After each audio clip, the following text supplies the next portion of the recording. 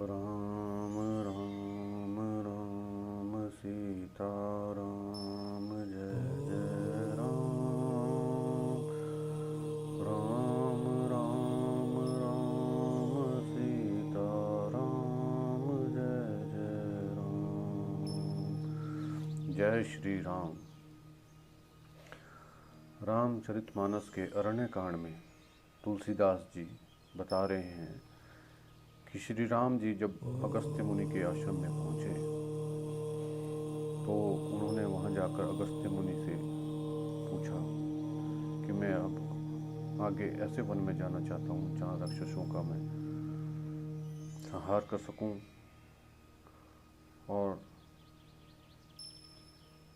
अपना जो उन्होंने प्रण लिया है वो पूरा कर सके।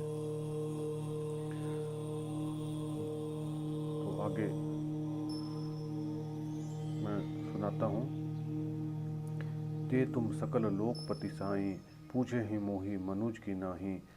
यह बर मांगहूँ कृपा निकेता, बसहूँ हृदय श्री अनुज समेता।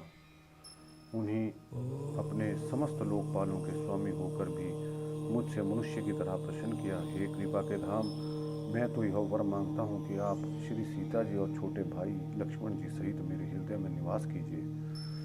अविरल भक्ति विरति सतसंगा, चरण सरोज रहु प्रीति अभंगा। यद्यपि ब्रह्म अखंड अनंता, अनुभव गम्य भजहि यही संता। मुझे प्रगाढ़ भक्ति वैराग्य सत्संग और आपके चरण कमलों में अटूट प्रेम प्राप्त हो।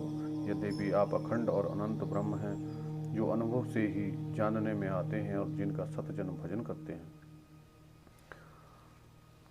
अस तब रूप बखान हूँ जाहूँ, फिर सगुन ब्रह्म रति मान हूँ। संतत दान सन देव बढ़ाई, ताते मोहि पूछी हूँ रघुराई। यद्यपि मैं आपके गुणों को जानता हूँ और उनका वर्णन भी करता हूँ, तो भी लौट लौट कर मैं सगुण ब्रह्म में ही प्रेम मानता हूँ। आप सेवकों को सदा ही बढ़ाई दिया करते हैं, इसी से हे रघुनाथ आपने मुझसे पूछा है।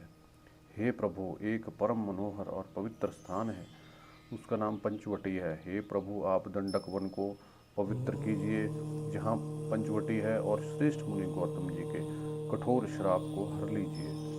हे रघुकुल के स्वामी, आप सभी मुनियों पर दया करके वहाँ निवास कीजिए। मुनि की आज्ञा पाकर श्री राम जी वहाँ से चल दिए और शीघ्र ही पंचवटी के नज़दीक पहुँचे। वहाँ गृह राज जटायु से भेंट हुई। उसके साथ बहुत प्रकार से प्रेम बढ़ाकर प्रभु श्री रामचंद्र जी गोदावरी के समीप पर्णकुटी छाकर रहने लगे। जब ते राम कीन्ही तह बासा, सुखी भय मुनि बीती त्रासा।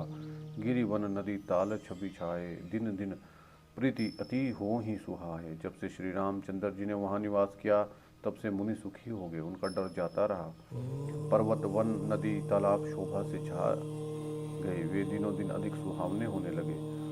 पक्षी और पशुओं के समूह आनंदित रहते हैं और भौरे मधुर गुंजार करते हुए शोभा पा रहे हैं। जहाँ प्रत्यक्ष श्री राम जी विद्यमान है, उस वन का वर्णन सर्पराज शेष जी भी नहीं कर सकते। एक बार प्रभु श्री रामचंद्र जी सुख से बैठे हुए हैं, उसी समय लक्ष्मण जी ने उनसे छल रहित वचन कहे। हे देवता, मनुष्य, मुनि और चराचर के स्वामी, मैं अपने प्रभु की तरह अपना स्वामी समझकर आपसे पूछता हूँ। मोहि समझाऊ कहूँ सोई देवा, सब तजी करूँ चरण रज सेवा। कहूँ ज्ञान विराग अरु माया, कहूँ सो भक्ति करहूँ दही दाया। हे देव, मुझे समझा कर वही कहिए जिससे सब छोड़कर मैं आपके चरण रज की ही सेवा करूँ। ज्ञान वैराग्य और माया का वर्णन कीजिए और उस भक्ति को कहिए जिसके कारण आप दया करते हैं। ईश्वर जीव भेद प्रभु सकल, कहो समुझाए। जाते हुए चरण रति, शोक मोह भ्रम जाए। हे प्रभु, ईश्वर और जीव का भेद भी समझाकर कहिए, जिससे आपके चरणों में मेरी प्रीति हो और शोक मोह भ्रम नष्ट हो जाएं। श्री राम जी ने कहा, हे तात, मैं थोड़ी ही देर में सब समझाकर कह देता हूँ, तुम मन चित्त और बुद्धि लगाकर सुनो। मैं और मेरा, तू और तेरा, यही माया है जिसने समस्त जीवों को वश में कर रखा है, इंद्रियों के विषयों को। और जहाँ तक मन जाता है, हे भाई, उन सब को माया जानना। उसके भी एक विद्या और दूसरी अविद्या, इन दोनों के वेदों को तुम सुनो।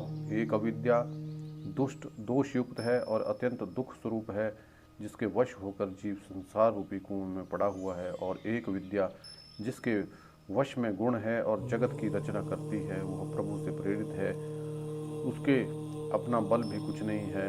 ज्ञान वह है जहाँ मान आदि एक भी दोष नहीं है, और जो सब में समान रूप से ब्रह्म को देखता है। हे तात, उसी को परम वैराग्यवान कहना चाहिए, जो सारी सिद्धियों को और तीनों गुणों को तिनके के समान त्याग चुका है,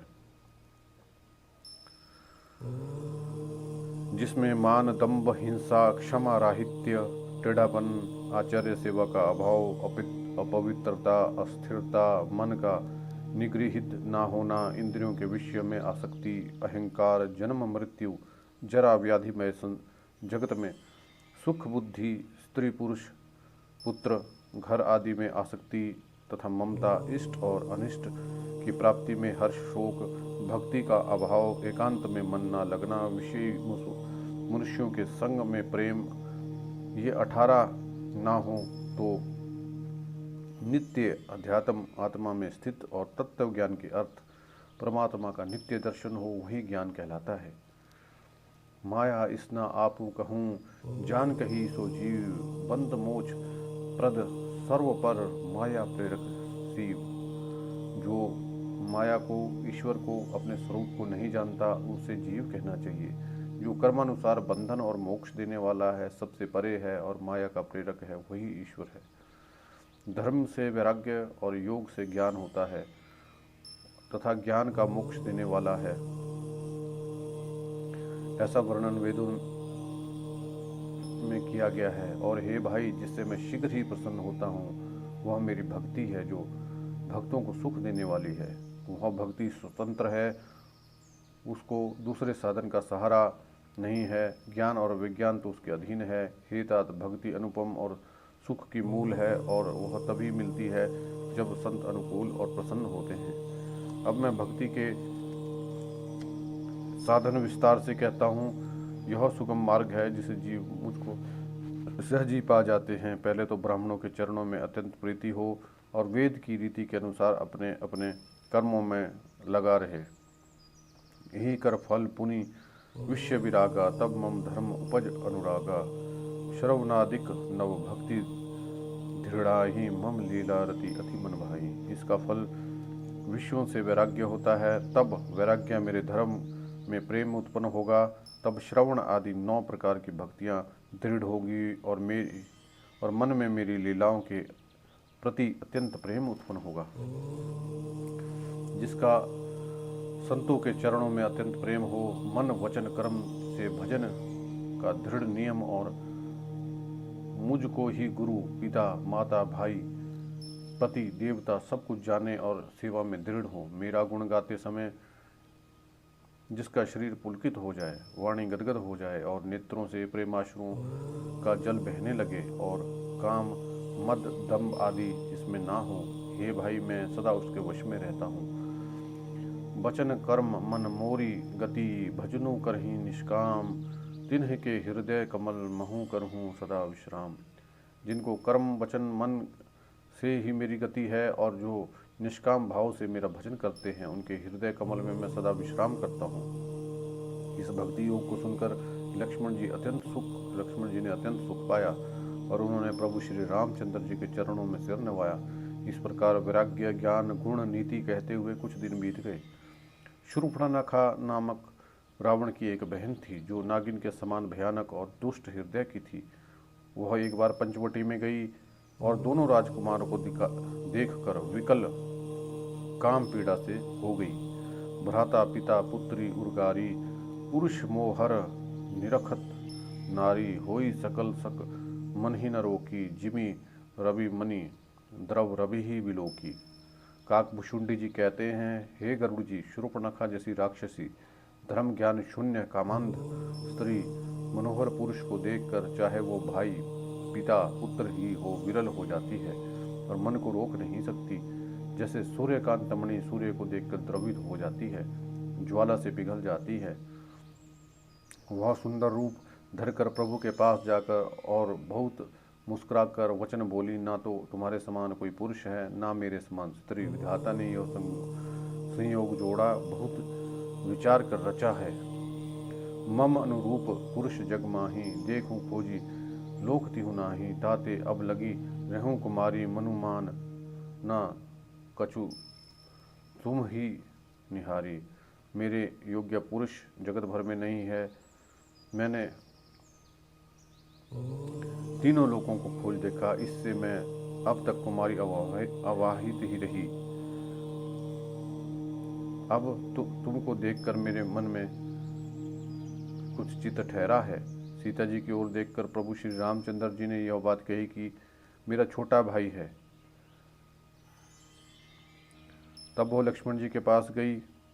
लक्ष्मण जी उसे शत्रु की बहन समझकर प्रभु की ओर देखकर कोमल वाणी से बोले, हे सुंदरी सुन, मैं तो दास हूँ, मैं पराधुन हूँ। अब तुम सुभिता ना होगा। प्रभु समर्थ हैं, कौशलपुर के राजा हैं, वे कुछ करें उन्हें सब फबता है। सेवक सुख चाहे, भिखारी समान चाहे, व्यसनी जिसे जुए शादी शराब आदि का व्यसन हो, धन और व्यभिचारी शुभ गति चाहे, लोभी यश चाहे, अभिमानी चारों फल अर्थ धर्म काम मोक्ष चाहे, तो ये सब प्राणी आकाश को धू कर धू लेना चाहते हैं, अर्थात असंभव बात को संभव करना चाहते हैं। पुनि फिरी राम निकट सो आई, प्रभु लक्ष्मण पहुँ बहुरी पठाई। लक्ष्मण कहा तो सी सो बरी, जो तृण तोरी लाज परिहरि। वह लौटकर श्री रामचंद्र जी के पाया। प्रभु ने उसे फिर लक्ष्मण जी के पास भेजा। लक्ष्मण जी ने कहा, तुम्हें वही वरेगा जो लज्जा को तृण छोड़कर अर्थात प्रतिज्ञा करके त्याग कर देगा, अर्थात जो निपट निर्लज होगा। तब वह खिसियाई हुई क्रुद्ध होकर श्री राम जी के पास आई और उसने अपना भयंकर रूप प्रकट किया। सीता जी को भयभीत देखकर रघुनाथ ने लक्ष्मण जी को इशारा देकर कहा। लक्ष्मण जी ने बड़ी फुर्ती से और बिना नाक कान की कर दिया, मानो उसके हाथ रावण को चुनौती दे दी। बिना नाक कान के वह विकराल हो गई। शरीर से रक्त इस प्रकार बहने लगा मानो काले पर्वत से गेरू की धारा बह रही हो। विलाप करती हुई खरदूषण के पास गई, बोली, हे भाई मेरे, तुम्हारे पौरुष वीरता को धिक्कार है, तुम्हारे बल को धिक्कार है। उन्होंने पूछा। तब शूर्पणखा ने सब समझाकर कहा। तब सुनकर राक्षसों की सेना तैयार की गई। राक्षस मुँह झुंड के झुंड दौड़े, मानो पंखधारी काजल के पर्वतों का झुंड हो। अनेकों प्रकार की सवारियों पर चढ़े हुए, अनेकों आकार के हैं वे, अपार और अनेकों प्रकार के असंख्य भयानक हथियार धारण किए हुए हैं। उन्होंने नाक कान कटी हुई अमंगल रूपी शूर्पणखा को आगे कर दिया। असगुन अमित होई भयकारी, गनही ना मृत्यु विवश सबहारी। गर्ज ही तर्ज ही गगन उड़ाही, देखी कटुक भट अति हर्ष शाही। अगणित भयंकर अपशुगन हो रहे हैं, परंतु मृत्यु के वश होने के कारण वे सब के सब उनको कुछ गिने नहीं जाते। गरजते हैं, ललकारते हैं और आकाश में उड़ते हैं। सेना देखकर योद्धा लोग बहुत ही हर्षित होते हैं। कोई कहता है, दोनों भाइयों को जीता ही पकड़ के मार डालो, स्त्री को छीन लो। आकाश मंडल धूल से भर गया। तब श्री रामचंद्र जी ने लक्ष्मण को बुलाकर उनसे कहा, राक्षसों की भयानक सेना आ गई है। जानकी जी को लेकर तुम पर्वत की कंदरा में चले जाओ, सावधान रहना। प्रभु श्री रामचंद्र जी के वचन सुनकर लक्ष्मण जी हाथ में धनुष बाण लिए सीता सहित चले। शत्रुओं की सेना चली आई। यह देखकर श्री राम जी ने हंसकर कठिन धनुष चढ़ाया। कोदंड कठिन चढ़ाई सिर जट, जूट बांधत सोई क्यों। मरकत सियल पर लरत दामिनी, कोटि सो जुग भुजग ज्यों। कटी कसी निशंग विशाल भुज, गही चाप बिसिख सुधारी के। चितवत मनहु मृगराज प्रभु, गजराज घटा निहारी के। कठिन धनुष चढ़ाकर सिर पर जटा जूड़ा बांधते हुए प्रभु कैसे सुशोभित हो रहे हैं, जैसे मरकत मणि कि पर्वत पर करोड़ों बिजलियों से दो सांप लड़ रहे हों। तरकस कमर में तरकस कसकर, विशाल भुजाओं में धनुष लेकर और बाण सुधार कर प्रभु श्री राम जी राक्षसों की ओर देख रहे हैं, मानो मतवाले हाथियों के समूह को देखकर सिंह उनकी ओर ताक रहा हो। पकड़ो पकड़ो पुकारते हुए राक्षस योद्धा बाग छोड़कर बड़ी तेजी से दौड़े हुए आए और उन्होंने श्री रामचंद्र जी को चारों ओर से घेर लिया। जैसे बाल सूर्य उदयकालीन सूर्य को अकेला देखकर मंदहे नामक दैत्य घेर लेते हैं। प्रभु बिलो की सर सकी न डारी, थकी भई रजनी चिरधारी। सची बोले खरदूषण, यह को नृप बालक नरभूषण। सौंदर्य माधुर्य निधि प्रभु श्री राम को देखकर राक्षसों की सेना थकित रह गई और उन पे बाण नहीं छोड़ सके। मंत्री को बुलाकर खरदूषण ने कहा, यह राजकुमार कोई मनुष्य का भूषण है। जितने भी नाग असुर देवता मनुष्य और मुनि हैं, उनमें हमने ना जाने कितने ही देखे और जीते और मार डाले, पर हे भाइयों सुनो, हमने जन्म भर में ऐसी सुंदरता कहीं नहीं देखी। यद्यपि इन्होंने हमारी बहन को कुरूप कर दिया है, तथापि ये अनुपम पुरुष वध करने योग्य नहीं है। छिपाई हुई अपनी स्त्री हमें तुरंत दे दो और दोनों भाई जीते जी घर लौट जाओ। मेरा यह कथन तुम लोग उससे सुनाओ जिसका वचन सुनकर शीघ्र आओ। दूतों ने जाकर यह संदेश श्री राम जी से कहा। इसे सुनते ही श्री रामचंद्र जी मुस्कुराकर बोले, हम क्षत्रिय हैं, वन में शिकार करते हैं और तुम्हारे श्री के दुष्ट पशुओं को तो ढूंढते ही फिरते हैं। हम बलवान शत्रु को देखकर नहीं डरते, एक बार तो हम काल से भी लड़ सकते हैं। यद्यपि हम मनुष्य हैं, परंतु दैत्य कुल का नाश करने वाले, मुनियों की रक्षा करने वाले हैं। हम बालक हैं, परंतु हे दुष्टों को दंड देने वाले हैं। यदि बल ना हो तो घर लौट जाओ। संग्राम में पीठ दिखाने वाले किसी को मैं नहीं मारता। रण में चढ़ आकर कपट चतुराई करना और शत्रु पे कृपा करना तो बड़ी भारी कायरत्य है। दूतों ने लौटकर तुरंत सब बातें कही, जिन्हें सुनकर खरदूषण का हृदय अत्यंत जल उठा।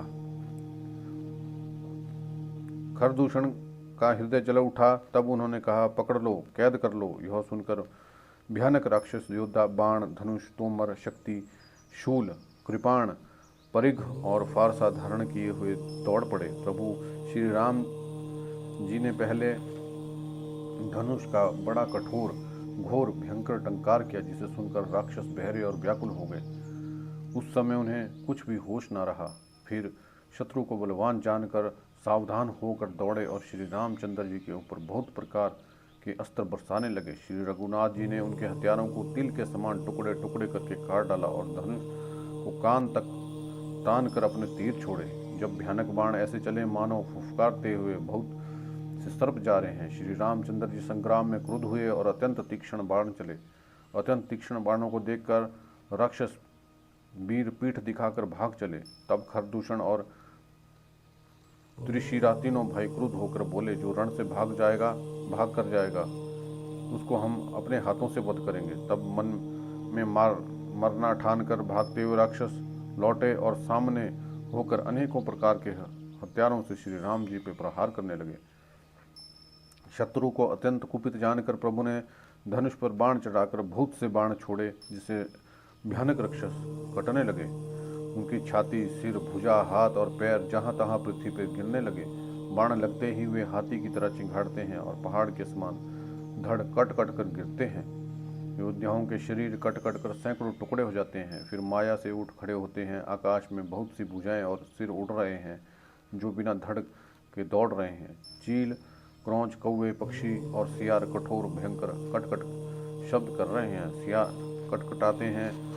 प्रेत, भूत प्रेत और पिशाच खोपड़ियां बटोर रहे हैं। वीर बेताल खोपड़ियां पर ताल दे रहे हैं। योगिनियां नाच रही हैं। श्री रघुवीर के प्रचंड बाण योद्धाओं के वक्ष स्थल, भुजा और सिरों के टुकड़े टुकड़े कर डालते हैं। उनके धड़ जहां तहां गिर पड़ते हैं। फिर उठते और लड़ते हैं, पकड़ो पकड़ो का भयंकर शब्द करते हैं।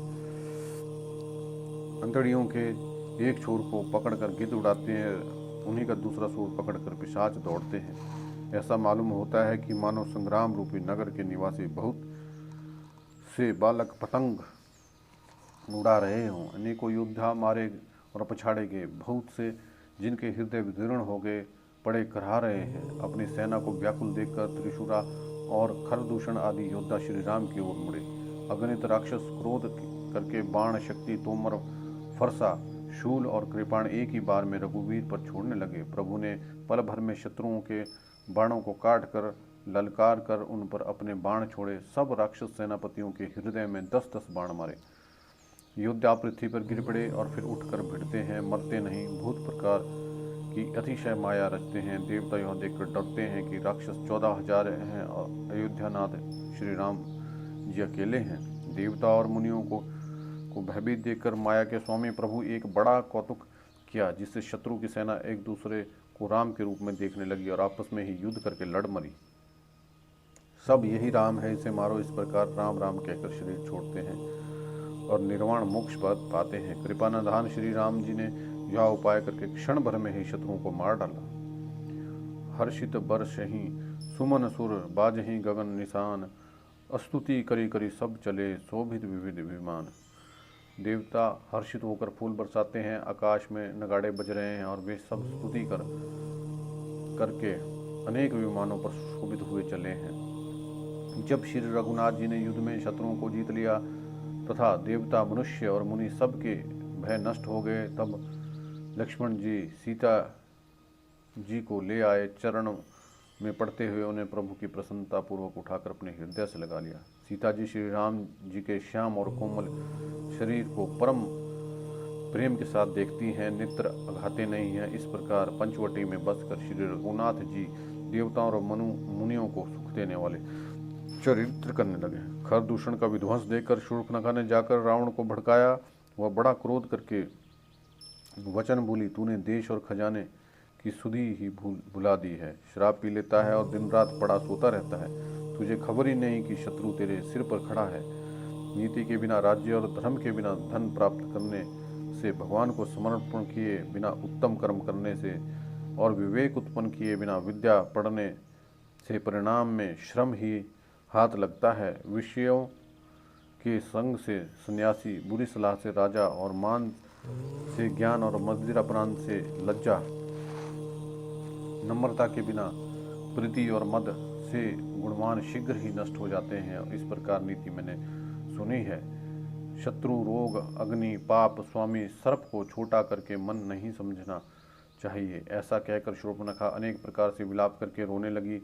रावण सभा के बीच वह व्याकुल होकर पड़ी हुई बहुत प्रकार से रो रो कर कह रही है, अरे दशग्रीव, तेरे जीते जी मेरी क्या ऐसी दशा होनी चाहिए। शूर्पणखा के वचन सुनकर सभासद अकुला उठे। उन्होंने शूर्पणखा को बाहां पकड़कर उससे उठाया और समझाया। लंकापति रावण ने कहा, अपनी बात तो बता, तेरे नाक कान किसने काट लिए।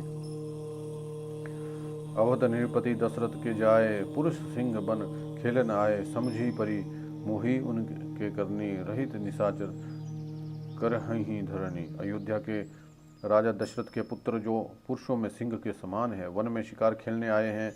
मुझे उनकी करनी ऐसी समझ पड़ी कि वे पृथ्वी को राक्षसों से रहित कर देंगे। उनकी भुजाओं का बल पाकर 10 मुख मुनि लोग वन में निर्भय होकर विचर रहे हैं। वे देखने में बालक हैं पर काल के समान है। वे परम धीर, श्रेष्ठ धनुधर और अनेक गुणों से युक्त हैं। दोनों भाइयों का बल और प्रताप अतुलनीय है। वे दुष्टों के वध करने में लगे हैं और देवता और मुनियों को सुख देने वाले हैं। वे शोभा के धाम है, राम ऐसा उनका नाम है। उनके साथ एक तरुणी सुंदर स्त्री है। विधाता ने उस स्त्री को ऐसा रूप राशि बनाया जो 100 करोड़ रति उस पर नछावर हों। उन्हीं के छोटे भाई ने मेरे नाक कान काट डाले। मैं तेरी बहन हूँ, यह सुनकर वे मेरी हंसी करने लगे। मेरी पुकार सुनकर खरदूषण सहायता करने आए, पर उन्होंने क्षण भंग में सारी सेना को मार डाला और खरदूषण और त्रिशिरा का वध सुनकर रावण के सारे अंग जल उठे।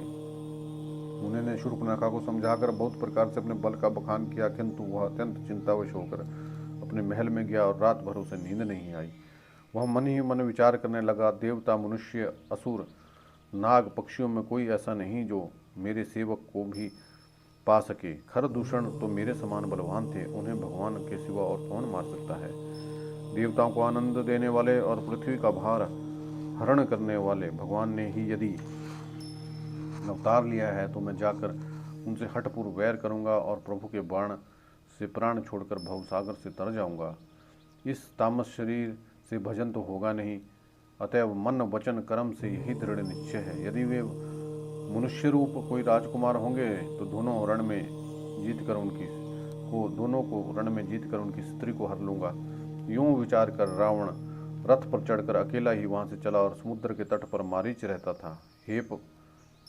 शिव जी कहते हैं, हे पार्वती, यहाँ श्री रामचंद्र जी ने जैसी युक्ति रची वह सुंदर कथा सुनो। लक्ष्मण जी जब कंदमूल फल लेने वन में गए थे तब अकेले में कृपा और सुख के समूह श्री रामचंद्र जी हंसकर जानकी से बोले, हे प्रिय, हे सुंदर पातिव्रत धर्म का पालन करने वाली सुशीले, सुनो, मैं अब कुछ मनोहर मनुष्य लीला करूंगा। इसके लिए जब तक मैं राक्षसों का नाश करूं तब तक तुम अग्नि में निवास करो। श्री राम जी ने ज्यों ही सब समझाकर कहा, त्यों ही सीता जी प्रभु के चरणों को हृदय में धरकर अग्नि में समा गई। सीता जी ने अपनी छाया मूर्ति वहां रख दी, जो उनके जैसी ही शील स्वभाव और रूप वाली तथा वैसी ही विनम्र थी। लक्ष्मण हूँ यह मर्मु न जाना, जो कछु चरित रचा भगवाना। 10 मुख गयो जहाँ मरीचा, नाथ माथ स्वारथ व्रत नीचा। भगवान ने जो कुछ लीला की, इस रहस्य को श्री लक्ष्मण जी भी नहीं जानते। स्वार्थपरायण और नीच रावण वहाँ गया जहाँ मारीच था और उसको सिर नवाया। नीच का झुकना नम्रता का भी अत्यंत दुखदायी होता है, जैसे अंकुश, धनुष, सांप और बिल्ली का झुकना। ये भवानी दुष्ट की मीठी वाणी भी बह देने वाली होती है, जैसे बिना ऋतु के फल। तब मारीच ने उसकी पूजा करके आदरपूर्वक बात कही, हे तात, आपका मन किस कारण इतना अधिक व्यग्र है और आप अकेले हैं?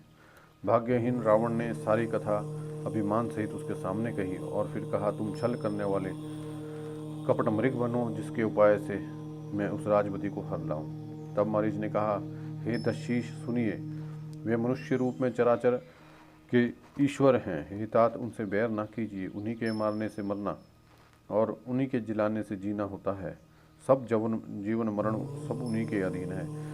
यही राजकुमार मुनि विश्वामित्र के यज्ञ की रक्षा के लिए गए थे। उस समय श्री रघुनाथ जी ने बिना फल का बाण मुझे मारा था, जिससे मैं क्षण भर में 100 योजन पर आ गिरा।